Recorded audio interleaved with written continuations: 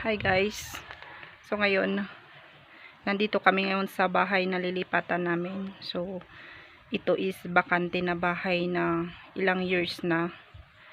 Tapos pinapagdesisyon na nila na ipatira kami. So lilipat kami dito. Kasi nga libre yung hindi kami uupa. Caretaker na lang kami sa bahay, maglinis-linis para hindi kami magbayad ng upa. So nasimula na naming naglinis nung isang araw kahapon. Nakalimutan ko kasing i-video. At pang 3 days na namin na naglilinis. So very old siya kasi matagal na at ang daming maraming iaayos pa, i-repair. Ayan, so ito yung view ng bahay before kami titira. So bukas na kami lilipat. Hopefully is matatapos ngayon yung linis namin. Ayan. So ito yung nandito ako ngayon sa likuran. So ayan. Ayan, so ito yung likuran ng bahay. Ayan. So dito sa likuran, dito yung CR, yung current. Ayan. Ang ano ko dito, nasa likod yung CR nila. Kailangan mo pang maglakad sa likuran. So ito yung CR. Ito yung next na lilinisin natin. Ayan. Super tagal na kasi ng bahay na ito, kaya 1970s pa yata. So yan yung likuran. Ayan. So marami dito sa Mountain Province, mayaman sila sa kahoy. Ayan, kaya lahat ng bahay yata kung pupuntahan mo may nakatambak na kahoy. So ayan. So ito yung mga kahoy sa likod. Ayan, matagal na, makikita mo talaga matagal na. Tapos ito yung isang CR, ito yung CR na paliguan. Ayan, so lilinisin pa natin ngayon yan. Hopefully matatapos para makalipat na kami bukas. So ayan, mga kahoy ulit. Ayan, so ito yung bintana dito sa likuran. And then yan.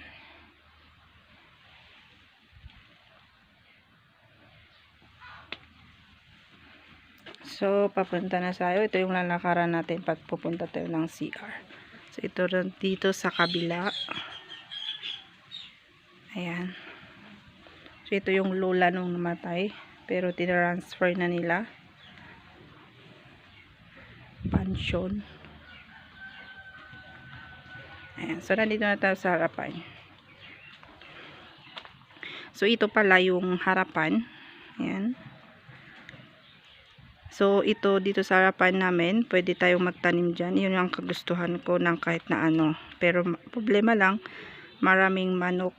Kakailan nating maglagay ng harang. Ayan, pinasunog na nila yung mga gamit na luma. So mayroon ding drainage dito. Ayan. So dito yung harapan ng bahay. Ayan. So bakante dun sa taas. Hindi natin gagalawin yun kasi may mga gamit pa dun nung namatay na kamag-anak. So ito yung harap. Ayan. So before tayo papasok, very makikita mo talaga na lumang-luma na siya. Ayan.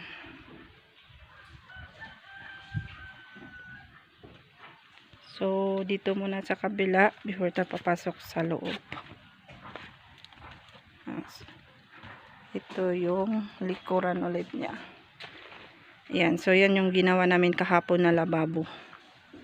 Kasi walang lababo. So, yan yung likuran niya na isa. So, mayroon din kanal dyan. And ito yung lababo na nagawa namin kahapon. Ayan. So, malawak yung pwede nating pagtamnan ng kung ano-ano.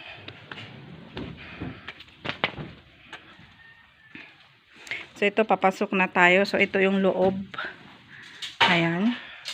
Yan yung asawa ko gumagawa ng cabinet para daw sa mga gamit nila. Ayan. So, yan ulit yung mga kahoy na nakatambak.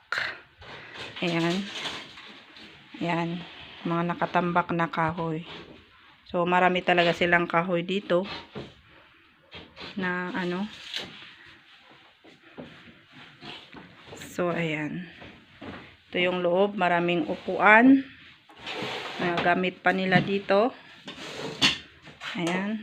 So, mayroon pa ditong dirty kitchen. Kaya makatipid-tipid tayo ng gas.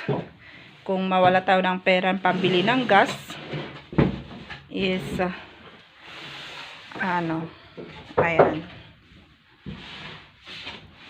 At least meron tayong paglulutuan. So, ito yung kanilang dirty kitchen. So, maganda dito, guys. Sa bago naming lilipatan, hindi na kami uupa. Makakatipid-tipid pa tayo. Ayan, linis-linis ng kailangan daw malinis. Ayan, so lipat na kami para hindi for tomorrow. Ayan. So, ito naman yung kwarto. So, dito yung sala.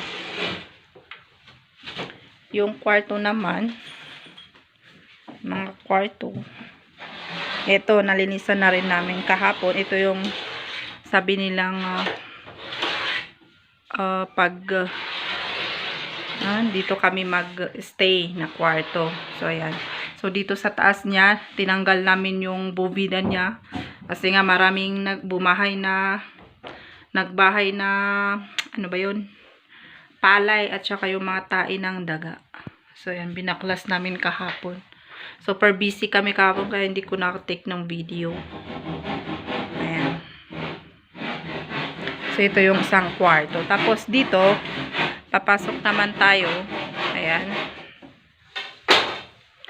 Pagpasok naman natin dito, may isa pang kwarto. So, ito yung isang kwarto na bakante. Ayan. So, talagang medyo lumang-luma na. Ayan. Inayos na lang namin para mas magandang tingnan. Tapos, ito yung cabinet na pinalinis sa amin. Ayan. So, dito na, yung iba dyan is sinunog na namin kasi pinasunog nung may-ari. Tapos, ito, mayroon ditong isang room na pwede pang pumupunta daw dito yung isang kapatid nila na pwede matulog kasi ayaw nilang matulog sa baba kasi kanya-kanya nga silang bahay. Dito daw niya gustong matulog kaya dito siya matutulog kapag pupunta siya. So, kaya mayroon siyang mga gamit dito. Mga gamit ng mga gamit nung mga nakatira dito dati. Ayan.